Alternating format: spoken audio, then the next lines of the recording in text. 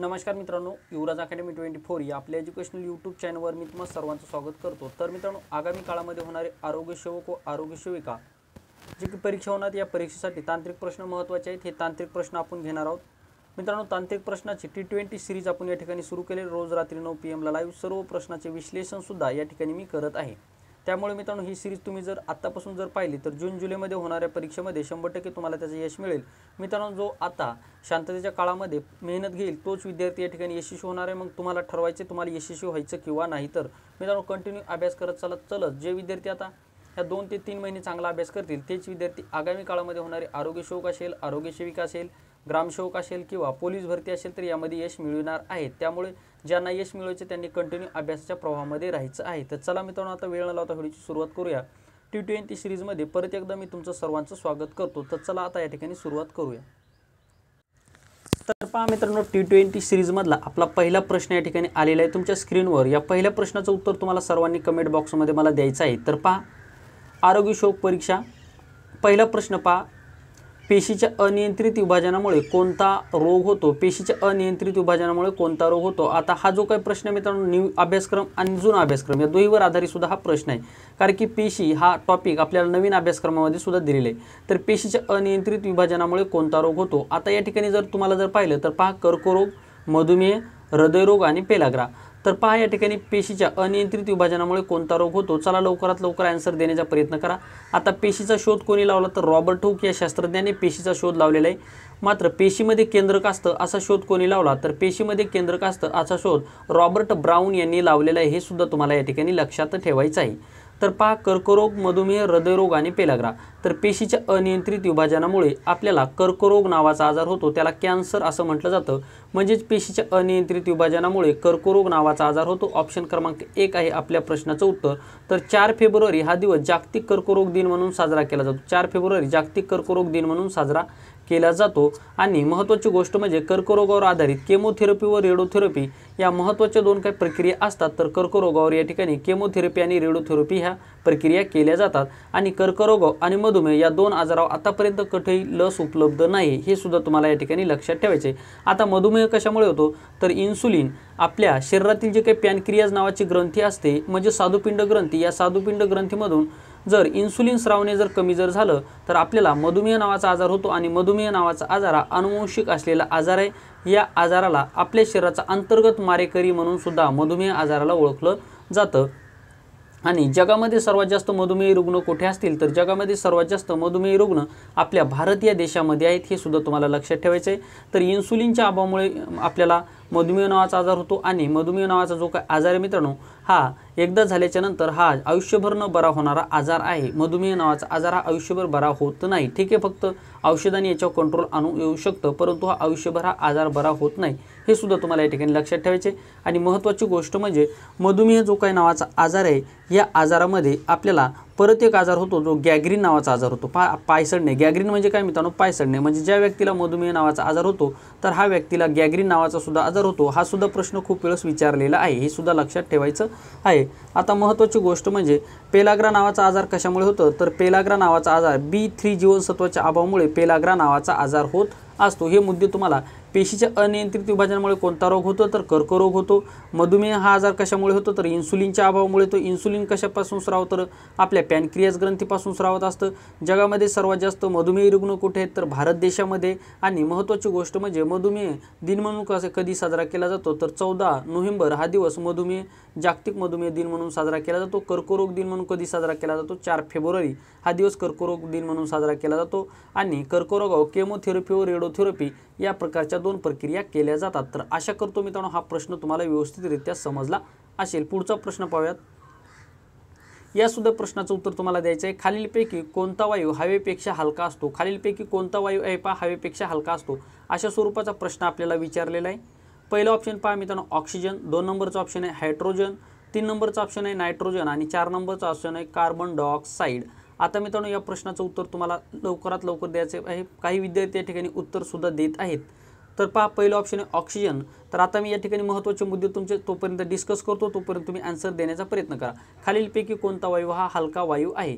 तर पहा oxygen. Oxygen वायू जर पाहिला तर आपल्या श्वासनासाठी हा महत्त्वाचा वायू असतो। तर ऑक्सिजन हा वायू हवेमध्ये याचं प्रमाण किती आहे, तर ऑक्सिजन वायूचं हवेमध्ये जे काही प्रमाण आहे ते 21% ऑक्सिजनचं प्रमाण या ठिकाणी हवेमध्ये आहे। त्याच्यानंतर पहा मित्रांनो नायट्रोजन, आता वायू हवेमध्ये सर्वात जास्त प्रमाण कशाचं असेल तर ते नायट्रोजनचं आहे। कशाचं आहे मित्रांनो, नायट्रोजनचं प्रमाण जवळपास 78% नायट्रोजनचं प्रमाण आपल्या हवेमध्ये 78% नायट्रोजनचं प्रमाण आहे, लक्षात ठेवायचं आहे। आणि नायट्रोजन हा वनस्पतीच्या वाढीसाठी व तसेच जे की आपले चिप्स असतील त्याच्यानंतर जे की पॅकिंगचे पदार्थ असतील त्यामध्ये नायट्रोजन हा वायू असतो। तसेच मित्रांनो आपला जो काही बल्ब आहे या बल्बामध्ये सुद्धा हा वायू असतो, हे सुद्धा तुम्हाला लक्षात ठेवायचं आहे।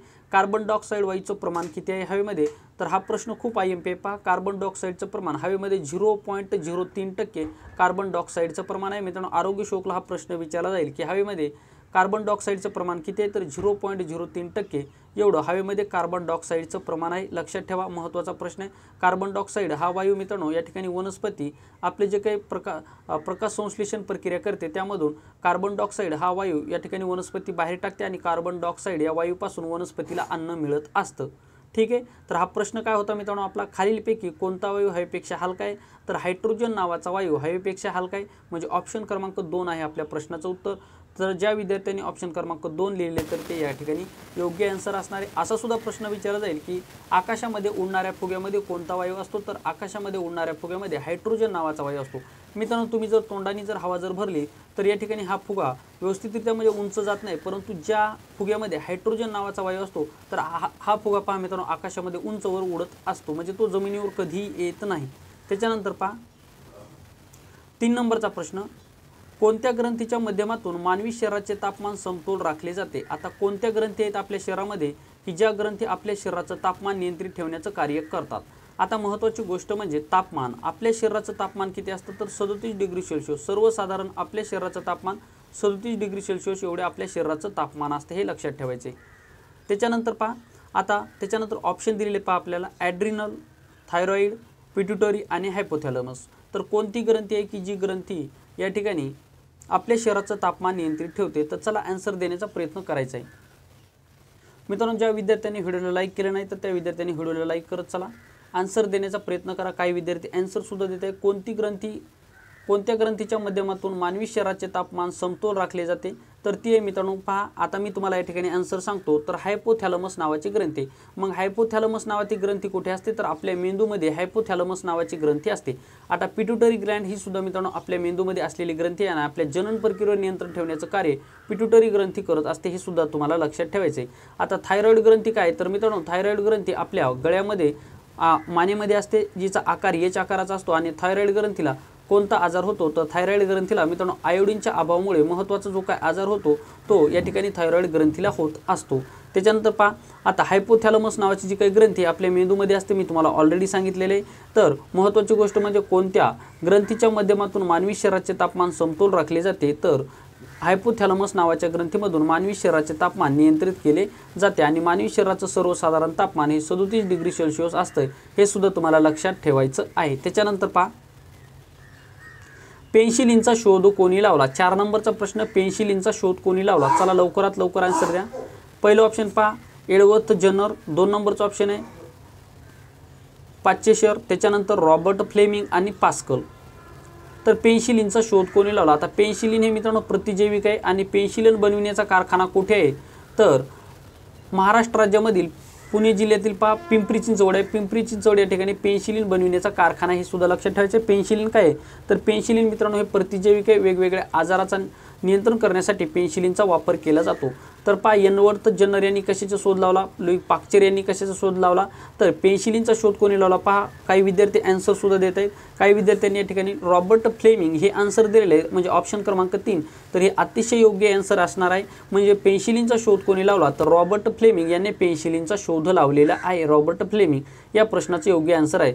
आता एडवर्ड जनर यांनी कशाचा शोध लावला, तर मित्रांनो देवी नावाचा जो काय आजार होता, हा देवी नावाच्या आजारावर लस कोणी शोधली, तर एडवर्ड जनर यांनी देवी या नावाच्या आजारावर लस शोधलेले। लुई पाश्चर यांनी काय केले, तर लुई पाश्चर मित्रांनो हा महत्त्वाचे सूक्ष्मजीव शास्त्रज्ञ होते।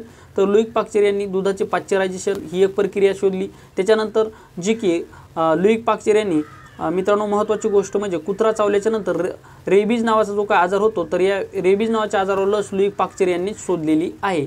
तर आपला महत्त्वाचा प्रश्न काय होता, पेन्सिलिनचा शोध कोणी लावला, तर पेन्सिलिनचा शोध रॉबर्ट फ्लेमिंग यांनी लावलेला आहे आणि पेन्सिलिन हा प्रतिजैविक म्हणून वापरला जातो आणि पेन्सिलिनचा कारखाना कुठे आहे तर पिंपरी चिंचवड, पुणे जिल्ह्यातील पिंपरी चिंचवड या ठिकाणी फ्लेमिंग म्हणजे पेन्सिलिन बनविण्याचा कारखाना आहे, हे सुद्धा तुम्हाला लक्षात ठेवायचं आहे। त्याच्यानंतर 5 नंबरचा प्रश्न पहा, कोणत्या ठिकाणी गुणसूत्राची बँक आहे, कोणत्या ठिकाणी गुणसूत्राची बँक आहे अशा स्वरूपाचा प्रश्न आहे।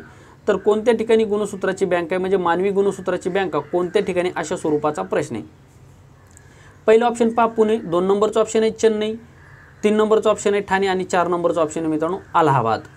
तर कोणत्या ठिकाणी गुणसूत्राची बँक आहे, तर गुणसूत्राची बँक कोणत्या ठिकाणी, काही विद्यार्थी योग्य आन्सर सुद्धा देत आहेत। तर मित्रांनो गुणसूत्राची बँक जी आहे ती चेन्नई या ठिकाणी, चेन्नई या ठिकाणी, चेन्नई कोणत्या राज्याची राजधानी आहे तर चेन्नई तामिळनाडू या राज्याची राजधानी चेन्नई आहे आणि चेन्नई या ठिकाणी मित्रांनो मानवी गुणसूत्राची बँक आहे आणि मानवी दुधाची बँक सुद्धा पहिली मानवी दुधाची बँक कुठे असेल ती सुद्धा चेन्नई या ठिकाणीचाही लक्षात ठेवायचं आहे। महत्त्वाची गोष्ट म्हणजे एड्स नावाचा पहिला रुग्ण भारतातला कुठे आढळला होता तर चेन्नई या ठिकाणी एड्स रुग्ण हा पहिला भारतातला रुग्ण चेन्नई या ठिकाणी आढळलेला होता आणि अमेरिका या देशामध्ये पहिला एड्स रुग्ण जगामधला आढळलेला आहे, हे सुद्धा तुम्हाला लक्षात ठेवायचं आहे। तर प्रश्न काय होता, कोणत्या ठिकाणी गुणसूत्राची बँक आहे, तर मित्रांनो चेन्नई या ठिकाणी गुणसूत्राची बँक आहे। त्याच्यानंतर पहा 6 नंबरचा प्रश्न, खालीलपैकी कोठे हत्तीरोग संशोधन केंद्र आहे, चला लवकरात लवकर आन्सर द्यायचा। खालीलपैकी कोठे हत्तीरोग संशोधन केंद्र आहे, तुलनात्मक दृष्ट्या मित्रांनो हा प्रश्न सोपा आहे, त्यामुळे बरेच विद्यार्थी जेवढे विद्यार्थी आता या ठिकाणी लावत सर्व विद्यार्थी या ठिकाणी आन्सर देतील। पुणे, वर्धा, नागपूर आणि मुंबई। तर पहा खालीलपैकी कोठे हत्तीरोग संशोधन केंद्र आहे, चला काही विद्यार्थी या ठिकाणी आन्सर सुद्धा देत आहेत।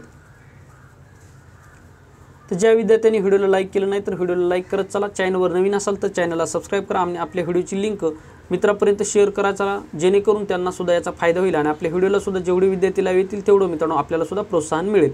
तर खालीलपैकी कोठे हत्तीरोग संशोधन केंद्र आहे, तर वर्धा या ठिकाणी मित्रांनो हत्तीरोग संशोधन केंद्र आहे। आता हत्तीरोग कशामुळे होतो तर क्युलेक्स नावाचा डास चावल्यामुळे आपल्याला हत्तीरोग नावाचा आजार होत असतो। हत्तीरोग कशाला होतो, आपल्या पायाला होणारा हत्तीरोग आहे आणि हत्तीरोग म्हणजे काय तर मित्रांनो हत्तीरोग म्हणजे आपला पाय सुजतो त्याला हत्तीरोग म्हटलं जातं, जो काही पाय सुजतो त्याला हत्तीरोग असं म्हटलं जातं। हा कशामुळे होतो तर क्युलेक्स डास चावल्यामुळे हत्ती पाय रोग हा होत असतो। तुम्हाला परीक्षेमध्ये चित्र सुद्धा दिलं जाईल, एक पाय छोटा दिला जाईल आणि एक पाय फार मोठा दिला जाईल आणि ओळखलं जाईल की प्रश्न विचारला जाईल की वरील दिलेल्या चित्रामध्ये खालीलपैकी कोणता आजार आहे, तर असा सुद्धा प्रश्न विचारला जाऊ शकतो। तर मित्रांनो हा हत्तीपाय रोग असतो। हत्तीपाय रोगामध्ये काय होतं तर हत्तीपाय रोगामध्ये आपला पाय सुजत असतो, क्युलेक्स डासामुळे हा रोग होत असतो। आता महत्त्वाची गोष्ट म्हणजे हत्तीपाय रोगाचा रक्त नमुना नेहमी कधी घेतला जातो, रात्री घेतला जातो। हत्ती रोगाचा रक्त नमुना कधी घेतला जातो, रात्री घेतला जातो, रात्री 8 ते 12:30च्या दरम्यान, रात्री 8 ते 12:30च्या दरम्यान हत्तीपाय रोगाचा रक्त नमुना घेतला जातो। कारण की हत्तीपाय रोगाचे जे काही जंतू असतात मित्रांनो हे काय असतात तर दिवसभर आपल्या लसिका ग्रंथीमध्ये, हा सुद्धा प्रश्न विचारला, दिवसभर लसिका ग्रंथीमध्ये लपून बसतात आणि रात्री 8 ते 12:30च्या दरम्यान हे आपल्या रक्तामध्ये प्रवेश करतात। त्यामुळे हत्तीपाय रोगाचा रक्त नमुना नेहमी रात्रीला घेतला जातो। हा प्रश्न का विचारला जाईल तर मित्रांनो तुम्ही आरोग्य सेवक झाल्याच्या नंतर जर हॉस्पिटलमध्ये जर तुम्हाला जर ड्युटी जर लागली तर तुम्हाला रक्ताचा नमुना रात्रीच घ्यावा लागतो, हे तुम्हाला या ठिकाणी लक्षात ठेवायचे। त्यामुळे या ठिकाणी महत्त्वाचा प्रश्न आहे आणि हा प्रश्न तुम्हाला विचारला जाईल। तर पहा खालीलपैकी कोठे हत्तीरोग संशोधन केंद्र आहे तर वर्धा या ठिकाणी हत्तीरोग संशोधन केंद्र आहे आणि या ठिकाणी पहा 8:30 ते 12:30च्या दरम्यान रात्री हत्तीपाय रोगाचा रक्त नमुना घेतला जातो। हत्तीपाय रोगामध्ये आपला पाय सुजत असतो आणि हत्तीपाय रोग हा जो महत्त्वाचा आजार आहे तर हत्तीपाय रोग दिन म्हणून कधी साजरा केला जातो तर 5 ऑगस्ट हा दिवस हत्तीपाय रोग विरोधी दिन म्हणून साजरा केला जातो 5 ऑगस्ट। महत्त्वाचे प्रश्न आहेत मित्रांनो, विश्लेषण हे तुमच्या परीक्षेच्या दृष्टिकोनातून अतिशय महत्त्वाचं आहे, कारण की परीक्षेला कुठलाही प्रश्न कसाही विचारला जाऊ शकतो किंवा विश्लेषणात्मक स्वरूपामध्ये सुद्धा प्रश्न विचारला जाईल। प्रश्न असा पण विचारला जाईल की खालीलपैकी हत्तीपाय रोगाचे लक्षण कुठले किंवा हत्तीपाय रोगासंदर्भामध्ये कोणतं विधान सत्य आहे किंवा सत्य नाही असा सुद्धा प्रश्न विचारला जाईल। मग त्या ठिकाणी तुम्हाला 4-5 विधान दिले जातील, मग वरीलपैकी 1 व 2 बरोबर, 2 व 3 बरोबर, वरीलपैकी सर्व बरोबर, वरीलपैकी एकही बरोबर नाही अशा स्वरूपाचे ऑप्शन सुद्धा तुम्हाला दिले जाऊ शकतात। त्यामुळे हे विश्लेषण तुमच्यासाठी महत्त्वाचं आहे। सर्व विद्यार्थ्यांनी विश्लेषणाकडे सुद्धा दुर्लक्ष करू नका, सर्व विद्यार्थ्यांनी विश्लेषण लिहून घेतलं असेल असे मी तुमच्याकडून आशा बाळगतो। त्याच्यानंतर पहा 7 नंबरचा प्रश्न आहे मित्रांनो, ह्या शांततेच्या काळामध्ये विद्यार्थी मित्रांनो तुम्ही अभ्यास करा तर तुम्हाला या ठिकाणी यश मिळवायचं आहे। मित्रांनो गोष्ट लक्षात ठेवा, जर तुम्हाला यश मिळवायचं असेल तर हे 2 महिने तुमच्यासाठी अतिशय महत्त्वाचे। आता 2 महिन्यामध्ये जर पाहिलं तर मोजकेच विद्यार्थी अभ्यास करत आहेत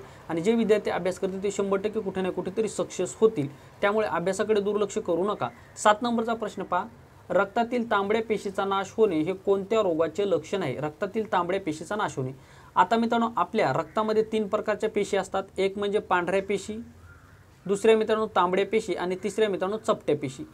अशा 3 प्रकारच्या पेशी आपल्या रक्तामध्ये असतात। महत्त्वाची गोष्ट, पांढऱ्या पेशी आपल्या शरीराचे सैनिक असं म्हटलं जातं, म्हणजे ज्यावेळेस आपल्या शरीरामध्ये विषाणू आणि जीवाणू प्रवेश करतात आणि वेगवेगळ्या प्रकारचे आजार आपल्या शरीराला ज्यावेळेस या ठिकाणी विषाणू आणि जीवाणूपासून होतात, तर ज्यावेळेस विषाणू आणि जीवाणू आपल्या शरीरामध्ये प्रवेश करतात तर त्यावेळेस या विषाणू व जीवाणूविषयी लढण्याचं कार्य पांढऱ्या पेशी करतात, आपल्या शरीरातील पांढऱ्या पेशी करतात।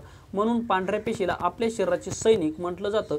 ज्याप्रमाणे सैनिक बाँड्रीवर राहून आपल्या देशाचं संरक्षण करतात, त्याचप्रमाणे पांढऱ्या पेशीसुद्धा आपल्या शरीराचं संरक्षण करीत असतात। आणि एड्स या आजारामध्ये महत्त्वाची गोष्ट मध्ये पांढऱ्या पेशीवर एड्स हा आजाराचे विषाणू हल्ला करतात, त्यामुळे आपल्याला वेगवेगळे आजार होत असतात। हा सुद्धा प्रश्न लक्षात ठेवा की एड्स नावाचे विषाणू मानवी शरीरातील कोणत्या पेशीवर हल्ला करतात, तर ते पांढऱ्या पेशीवर हल्ला करत असतात। आता जे काही तांबड्या पेशी असतात, आपल्या शरीरामध्ये तांबड्या पेशी सुद्धा आहेत, या तांबड्या पेशी मलेरिया आजारामध्ये नष्ट होत असतात, हे सुद्धा लक्षात ठेवायचे आहे। आणि डेंग्यू या आजारामध्ये चपट्या पेशी या ठिकाणी नाश पावत असतात। चपट्या पेशीचं महत्त्वाचं कार्य काय, तर आपल्या शरीराला कुठे जर जखम झाली असेल तर या जखमीमधून जर रक्तप्रवाह होत असेल तर हा रक्तप्रवाह थांबण्याचं कार्य चपट्या पेशी करत असतात। ज्यावेळेस आपल्या रक्तातील चपट्या पेशी कमी होतात त्यावेळेस रक्तप्रवाह थांबत नाही, त्यामुळे मित्रांनो आपल्याला मृत्यूसुद्धा वेळप्रसंगी होऊ शकतो। त्यामुळे चपट्या पेशीचं महत्त्वाचं कार्य काय, तर आपल्या शरीरातील जे काही रक्त आहे हा जखम झाल्याच्या नंतर हे रक्त प्रवाहित होतो, तर या रक्तप्रवाह थांबण्यासाठी चपट्या पेशी महत्त्वाचं कार्य करत असतात। तर आपला प्रश्न काय होता, रक्तातील तांबड्या पेशीचा नाश होणे हे कोणत्या रोगाचे लक्षण आहे, तर हे मित्रांनो या ठिकाणी मलेरिया रोगाचं लक्षण आहे। मलेरिया म्हणजे हिवताप या रोगाचं लक्षण आहे, मलेरिया रोगाचं लक्षण आहे। आता मलेरिया आजार कशामुळे होतो, तर मित्रांनो मलेरिया आजार होतो प्लाझ्मोडियम डासाची मादी चावल्यामुळे आपल्याला मलेरिया नावाचा आजार होत असतो, हे सुद्धा लक्षात ठेवायचे। क्षय आजार कशामुळे होतो, क्षय रोग म्हणजे मित्रांनो टीबी, तर हा आजार जीवाणूपासून होणारा आजार आहे आणि आपल्या फुफ्फुसावर म्हणजे जास्तीत जास्त फुफ्फुसाला होणारा आजार आहे। तर हा हाडाला सुद्धा होतो, वेगवेगळ्या अवयवाला सुद्धा होत असतो, परंतु हा जास्तीत जास्त फुफ्फुसाला होणारा आजार आहे, क्षय म्हणजे टीबी हा आजार। आणि 24 मार्च हा दिवस जागतिक टीबी रोग दिन म्हणून साजरा केला जातो, हे सुद्धा तुम्हाला लक्षात ठेवायचे आहे। नारू जो काय आजार आहे मित्रांनो, नारू आजार हा आता जगातून नष्ट झालेला आजार आहे, हा सुद्धा प्रश्न विचारला जाईल की कोणता आजार जगातून नष्ट झाला, तर नारू नावाचा आजार जगातून नष्ट झालेला आहे। आता मोतीबिंदू नावाचा आजार कशाला होतो, तर हा आपल्या डोळ्याला होणारा आजार आहे। पहा कोणता आजार कोणत्या अवयवाशी होतो, हा सुद्धा प्रश्न विचारला जाईल। तर मोतीबिंदू हा आजार आपल्या डोळ्याशी संबंधित असलेला आजार आहे। तर तांबड्या पेशीचा नाश कोणत्या आजारामध्ये होतो, तर मलेरिया आजारामध्ये होत असतो। तर आशा करतो मित्रांनो हा सुद्धा विश्लेषण तुम्हाला व्यवस्थितरित्या समजलं असेल। त्याच्यानंतर पहा, पोलिओ प्रतिबंधक लस कोणी शोधली, पोलिओ प्रतिबंधक लस कोणी शोधलेली आहे, रोनाल्ड रॉस, डॉक्टर साल्क, त्याच्यानंतर फ्लेमिंग आणि लुईक पाश्चर।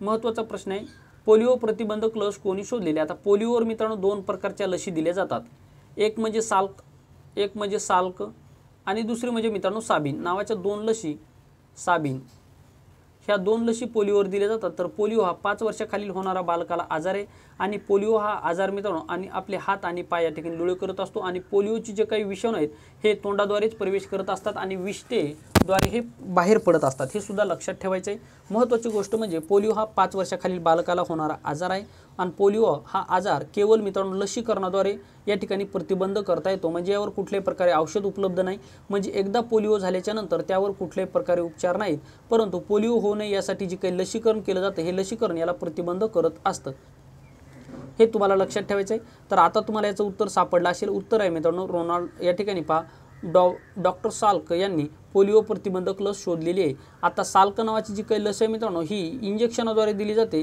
तर साबिन नावाची लस मित्रांनो तोंडाद्वारे दिली जाते, हे सुद्धा तुम्हाला लक्षात ठेवायचं आहे। त्याच्यानंतर पहा, आता जागतिक पोलिओ प्रतिबंध दिन म्हणून कोणता साजरा केला जातो, हा दिवस तुम्ही मला कमेंट बॉक्समध्ये सांगायचं आहे। बरेच विद्यार्थ्यांनी याचा आन्सर सुद्धा दिलेला आहे। डॉक्टर साल्क यांनी या ठिकाणी पोलिओ प्रतिबंधक लसीचा शोध लावलेला आहे। रोनाल्ड रॉस यांनी कशाचा शोध लावला हे मला कमेंट बॉक्समध्ये सांगा। फ्लेमिंग यांनी कशाचा शोध लावला आणि लुईक पाश्चर यांनी कशाचा शोध लावला, कारण की ऑलरेडी झालेले कुठल्या ना कुठल्या तरी एका व्हिडिओमध्ये मी विश्लेषणाच्या स्वरूपामध्ये केलेले। फ्लेमिंगचं तर मी वरतीच विश्लेषण केले, त्यामुळे जे की मी प्रश्न तुम्हाला विचारत आहे तर हे प्रश्न तुम्ही कमेंट बॉक्समध्ये देण्याचा प्रयत्न करा, म्हणजे जेणेकरून सुद्धा तुम्हाला त्याचा फायदा होईल। 9 नंबरचा प्रश्न पहा, मानवी शरीरातील लहान आतड्याची लांबी किती असते, महत्त्वाचा प्रश्न आहे। तर मानवी शरीरातील लहान आतड्याची लांबी किती असते, अशा स्वरूपाचा प्रश्न आहे। पहिला ऑप्शन पहा 1 ते 2 मीटर, 2 नंबरचा ऑप्शन आहे 3 ते 4 मीटर आणि 3 नंबरचा ऑप्शन आहे 6 ते 8 मीटर, 4 नंबरचा ऑप्शन आहे मित्रांनो 10 ते 12 मीटर। तर मानवी आतड्याची लांबी किती असते? मानवी जे काही आतडे आहेत आपल्या शरीरामध्ये लहान आतडे आणि मोठे आतडे असे 2 प्रकार पडत असतात। तर पहा, सर्वात महत्त्वाची गोष्ट म्हणजे आपल्या शरीरामधील जे काही टाकाऊ पदार्थ आहेत आपण खाल्ल्याच्या नंतर जे की टाकाऊ पदार्थ हे कशाद्वारे बाहेर टाकले जातात? हे मोठ्या आतड्याद्वारे। लक्षात ठेवा, मोठ्या आतड्याद्वारे बाहेर टाकले जातात।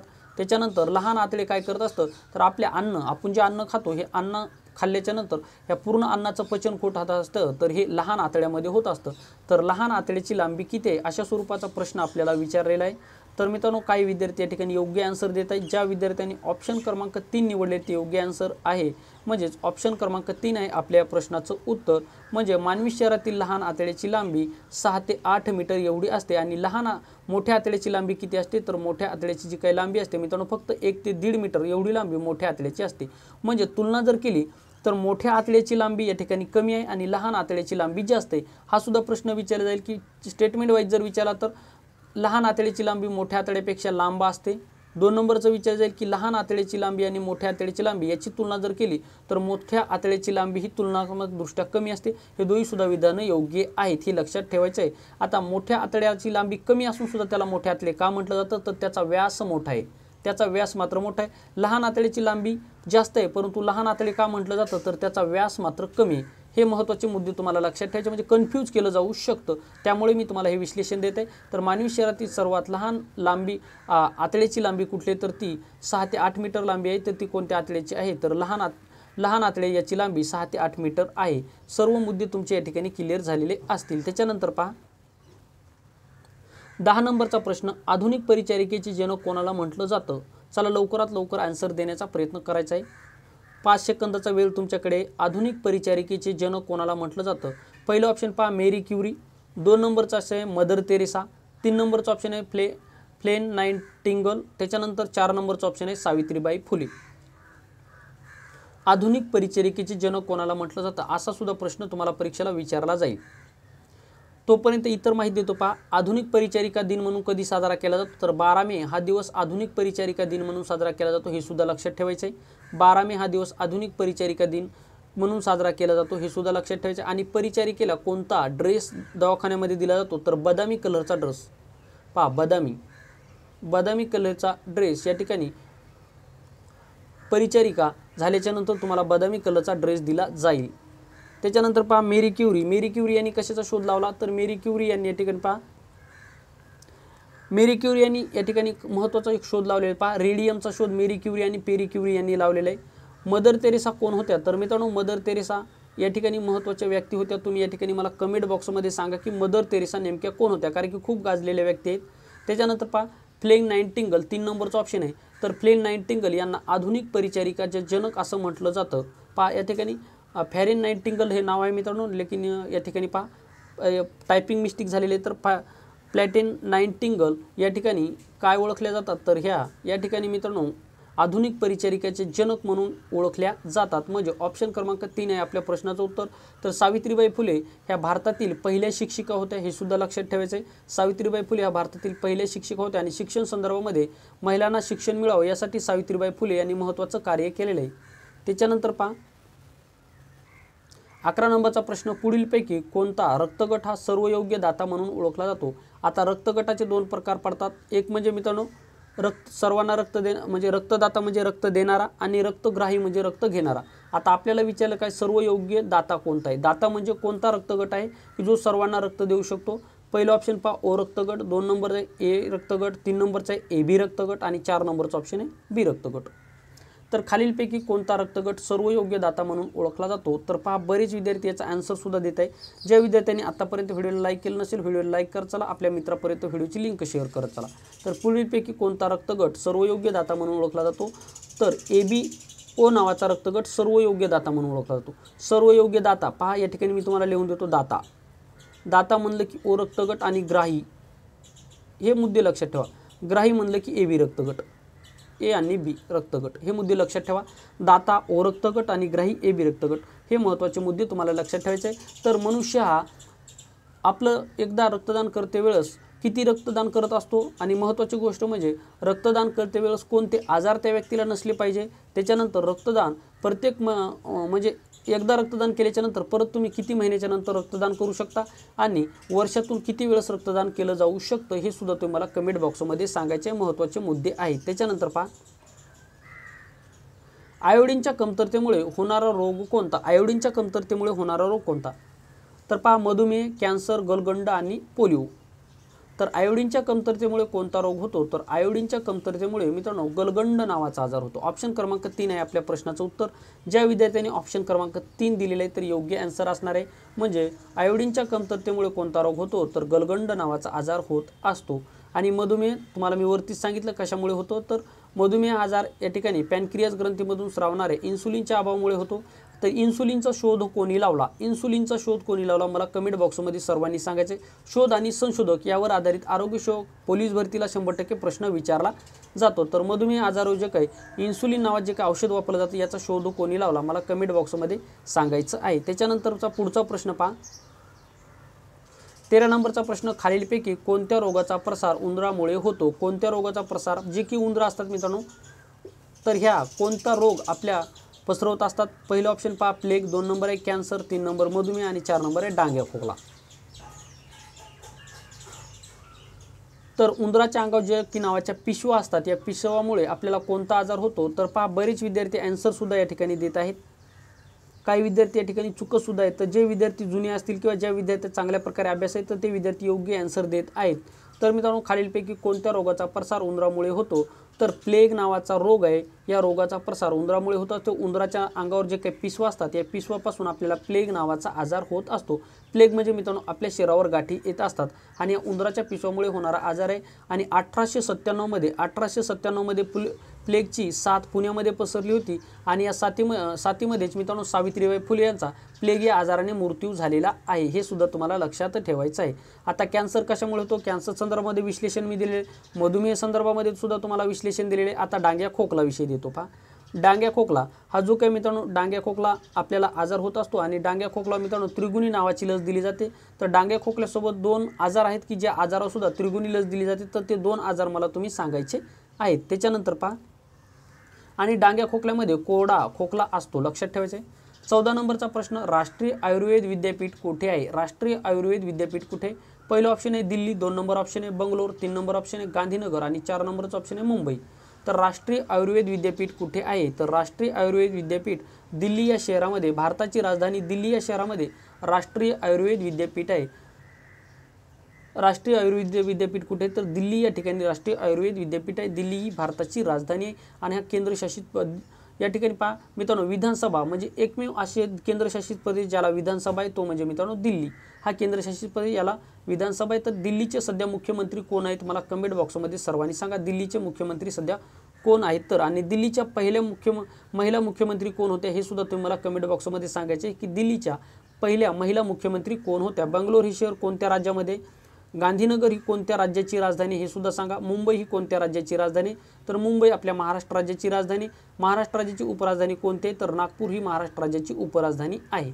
त्याच्यानंतर पहा, राष्ट्रीय विज्ञान दिन म्हणून कोणता दिवस साजरा केला जातो? किंवा राष्ट्रीय विज्ञान दिन केव्हा साजरा केला जातो? 28 फेब्रुवारी, 3 मे, 28 मार्च आणि 11 ऑगस्ट। राष्ट्रीय विज्ञान दिन म्हणून कोणता दिवस साजरा केला जातो? तर पहा, राष्ट्रीय विज्ञान दिन म्हणून कोणता दिवस साजरा केला जातो?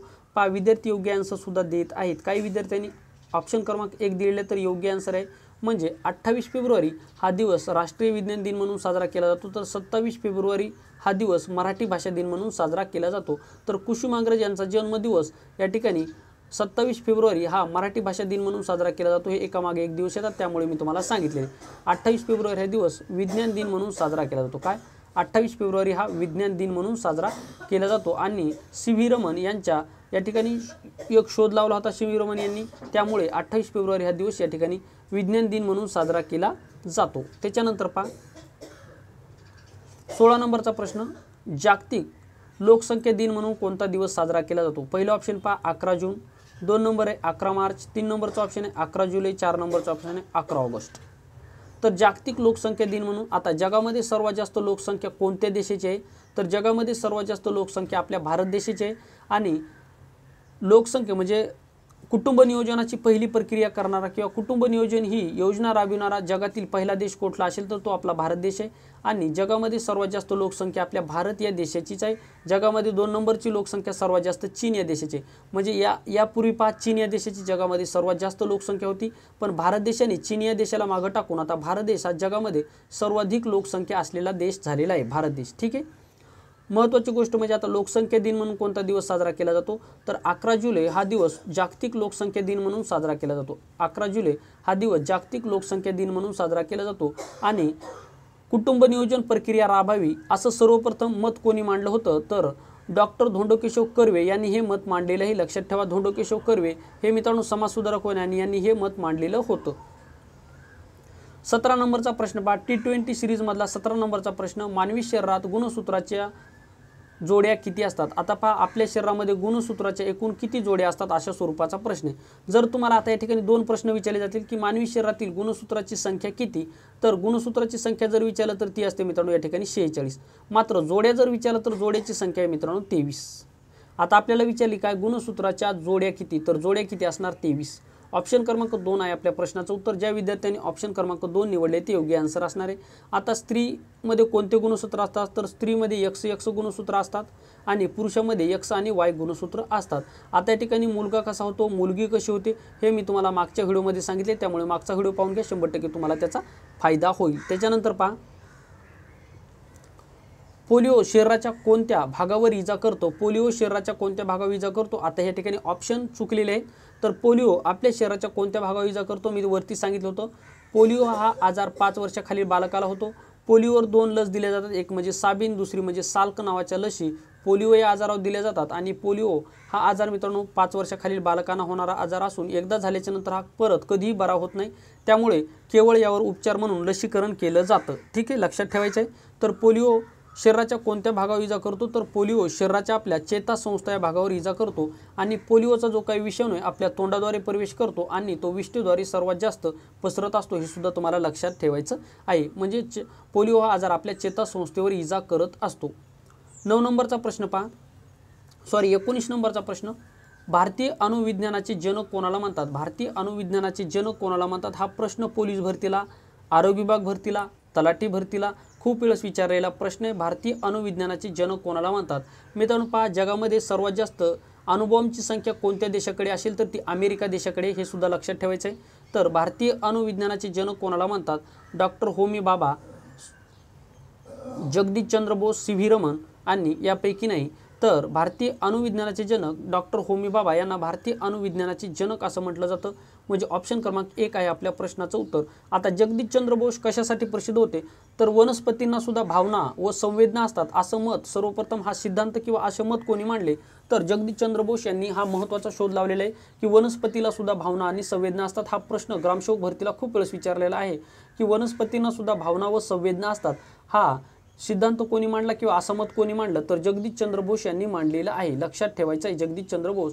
आणि भारतीय अणुविज्ञानाचे जनक कोण आहेत तर डॉक्टर होमी बाबा यांना भारतीय अणुविज्ञानाचे जनक म्हटलं जातं। तर महाराष्ट्राच्या हरित क्रांतीचे जनक कोणाला म्हटलं जातं? कमेंट बॉक्समध्ये सर्वांनी सांगा, महाराष्ट्राच्या हरित क्रांतीचे जनक कोण आहेत, त्याच्यानंतर भारताच्या हरित क्रांतीचे जनक कोण आहेत आणि जागतिक हरित क्रांतीचे जनक कोण आहेत हे मला तुम्ही कमेंट बॉक्समध्ये सांगायचे। मित्रांनो T20 सिरीजमधला शेवटचा प्रश्न 20व्या क्रमांकाचा, आता हा प्रश्न सर्व विद्यार्थ्यांना येईल अशी मी आशा बाळगतो। 20 नंबरचा प्रश्न पहा, रक्तदाबाच्या विकारावर अत्यंत गुणकारी वनस्पती कोणती? जो की रक्तदाब होतो तर हा रक्तदाब म्हणजे ब्लड प्रेशर यावर आधारित महत्त्वाची गुणकारी वनस्पती कुठली? तर पहिला ऑप्शन पहा तुळस, 2 नंबर ऑप्शन मित्रांनो पळस, 3 नंबरचा ऑप्शन आहे पिंपळ आणि 4 नंबरचा ऑप्शन आहे यापैकी नाही। तर रक्तदाबावर गुणकारी म्हणजे ब्लड प्रेशरवर गुणकारी ठरणारी वनस्पती कोणती असेल तर ती आहे मित्रांनो तुळस। बऱ्याच विद्यार्थ्यांनी याचा आन्सर सुद्धा दिलेला आहे, तर ती आहे मित्रांनो तुळस ही वनस्पती ब्लड प्रेशरवर गुणकारी असलेली वनस्पती आहे। त्याच्यानंतर पहा, आता कॅन्सर म्हणजे कर्करोगावर आधारित गुणकारी कर्करोगावर उपचार करण्यासाठी कोणत्या वनस्पतीचा वापर केला जातो तर ते मित्रांनो सदाफुली। सदाफुली या वनस्पतीचा वापर किंवा सदाफुली ही जी काही वनस्पती, सदाफुली आणि हळद ह्या 2 जे काही मित्रांनो वनस्पती आहेत तर हे कर्करोगावर औषध बनवण्यासाठी ह्या 2 वनस्पतीचा वापर केला जातो, हे सुद्धा तुम्हाला लक्षात ठेवायचं आहे। तर पहा, रक्तदाबाच्या विकारावर गुणकारी ठरणारी वनस्पती कुठली तर ते मित्रांनो तुळस ही वनस्पती आहे। आणि रात्रीला सुद्धा ऑक्सिजन कोणता वृक्ष सोडत असतो, तर पिंपळ हा वृक्ष सर्वात जास्त ऑक्सिजन सोडणारा वृक्ष आहे, हे लक्षात ठेवायचं आहे. आणि रात्रीला सुद्धा पिंपळाचं झाड हे इतर झाड नाही, मात्र रात्रीला पिंपळाचं झाड मित्रांनो या ठिकाणी ऑक्सिजन सोडत असतं. तर मित्रांनो हे होते T20 सिरीजमधले महत्त्वाचे 20 प्रश्न. तर आशा करतो हे सर्व प्रश्न तुम्हाला व्यवस्थितरित्या समजले असतील. सर्व विद्यार्थ्यांना या ठिकाणी मित्रांनो आगामी काळामध्ये होणाऱ्या परीक्षेला शुभेच्छा देतो. या ठिकाणी थांबतो मित्रांनो. अशा स्वरूपाची नवीन सिरीज आपल्या चॅनलवर कंटिन्यू T20 चालू राहणार आहे, त्यामुळे सर्व विद्यार्थ्यांनी चॅनलला सबस्क्राईब करायचं आहे. आपलं मत कमेंट बॉक्समध्ये मला नक्की सांगायचं आहे. तर या ठिकाणी थांबतो मित्रांनो. पुन्हा भेटूयात एका नवीन व्हिडिओमध्ये. तोपर्यंत थँक्यू, धन्यवाद. व्हिडिओ शेवटपर्यंत पाहिल्याबद्दल तुमचे मनापासून आभार मानतो. आणि महत्त्वाची गोष्ट म्हणजे आरोग्य सेवक, पोलीस भरती, त्याच्यानंतर मित्रांनो इतर सरळ सेवा भरतीसाठी सर्व विषयाच्या प्लेलिस्ट आहेत. मराठीचे आहे, इंग्लिशचे आहे, त्याच्यानंतर गणित बुद्धिमत्तेची सुद्धा आहे, जीकेची सुद्धा आहे, चालू घडामोडीची सुद्धा आहे, आणि आरोग्य सेवक पुरुष तांत्रिक प्रश्न याची सुद्धा प्लेलिस्ट आहे. त्याच्यानंतर आरोग्य सेविका याची सुद्धा प्लेलिस्ट आहे. आरोग्य सेवक भरती 2021 म्हणून प्लेलिस्ट आहे, ही सुद्धा प्लेलिस्ट पाहून घ्या. 100% तुम्हाला त्याचा फायदा होईल. सर्व प्रश्न अतिशय महत्त्वाचे आणि परीक्षेच्या दृष्टिकोनातून महत्त्वाचे आहेत. तर या ठिकाणी थांबतो मित्रांनो. थँक्यू, धन्यवाद.